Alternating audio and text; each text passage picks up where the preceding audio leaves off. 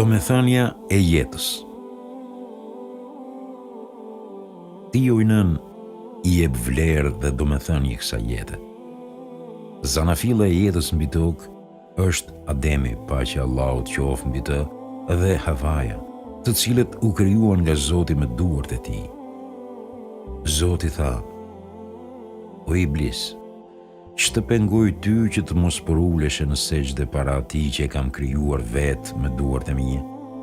Allahu I lartësuar ja besoi institucionit të familjes procesin e riprodhimit nëpërmjet martesës, kurse rolin kryesor në familje ja besoi pikërisht nënës.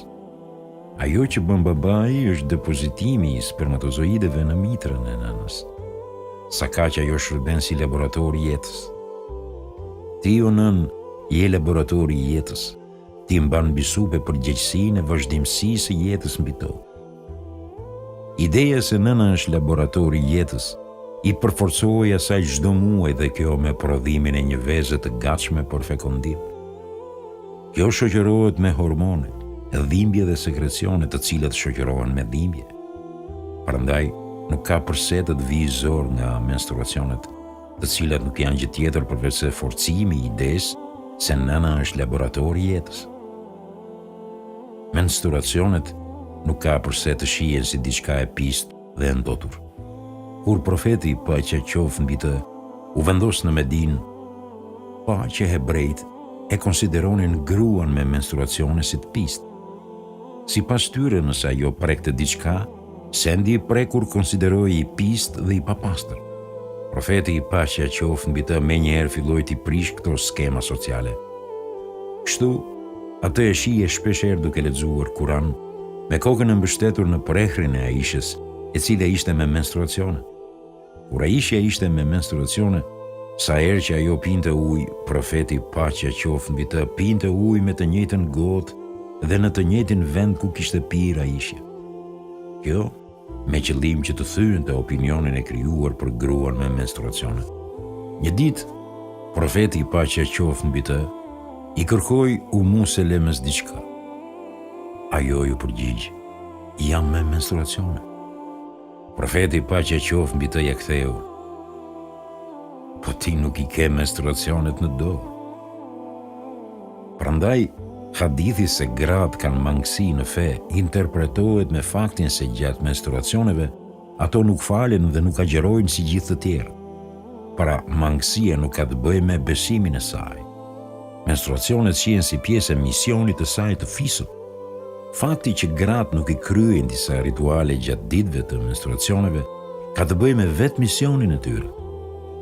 Duke qenë se ato si nëna mbajnë mbi supe një mision tepër të rëndë dhe madhor, Zoti deshi që t'ju lehtësoj me reduktimin e obligimeve fetare. Përballë një obligimi universal madhor, Allahu I lartësuar u ka lehtësuar grave obligimet fetare si agjerimin dhe namazin gjatë menstruacioneve. Allahu I lartësuar është I drejtë dhe ka vendosur barazi mes burrit dhe gruas edhe në obligime dhe detyre, të cilat janë të përshtatshme për natyrën e secilës prej dy gjinive. Pra, nuk kemi vlerësim të një pale në kurizë të palës tjetër. Askush nuk ka përse të thotë se Islami e ka persekutuar gruan.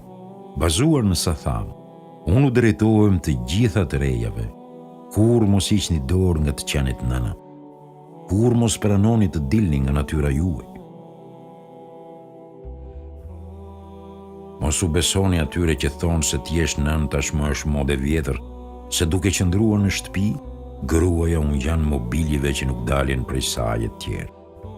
Për shkak të një mentaliteti të tillë, sot perëndimi vua nga plakja, pasi të rinjtë dhe të rejat nuk martohen dhe nuk lindin fëmijë.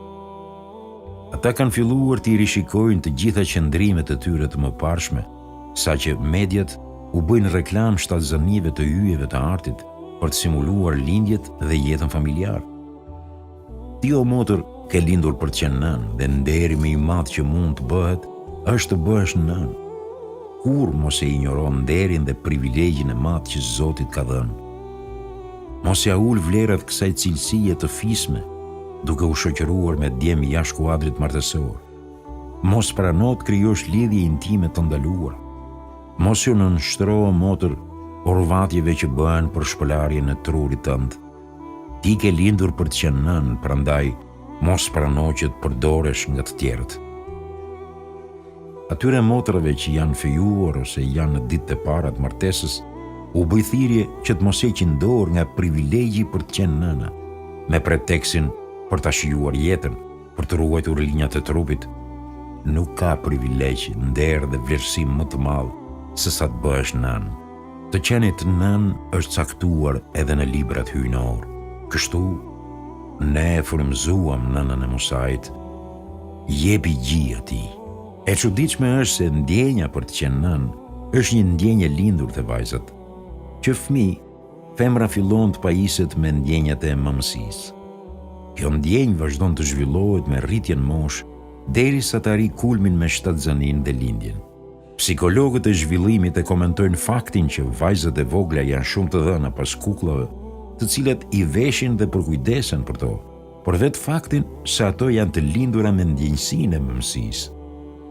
Që e vogël, femra përgatitet për të luajtur rolin e nënës në të ardhmen. Vitet 60 ishin vitet të revolucionit seksual, vitet të përmbysjes së vlerave njerëzore. Aso kohë bëhej thirrje për të hequr të gjitha dallimet mes dy gjinive, pasi sipas tyre burra e gra ishin një lloj, ashtu siç përkujdesen gratë për fëmijët, duhet kujdesen edhe burrat. Presioni u ushtrua edhe ndaj organizmave dhe lëvizjeve femërore për të kërkuar që edhe burrat marrin pjesë në përkujdesin ndaj fëmijëve. Madje edhe lodrat filluan të prodhohen të njëjta për të dyja gjinitë, si për fëmijët meshkuj dhe për femrat. Me që ata ishin të barabartë, atëherë edhe lodrat duhet ishin të tilla. Të gjithë luanin me të njëjtat lodra, nuk kishte më lodra për djem dhe lodra për vajza. Sot, studiuesit kanë zbuluar se embrioni femër që gjatë shtatzanisë dallon nga embrioni mashkull. Pra, që në embrion, vajza orientohet për të qenë nën.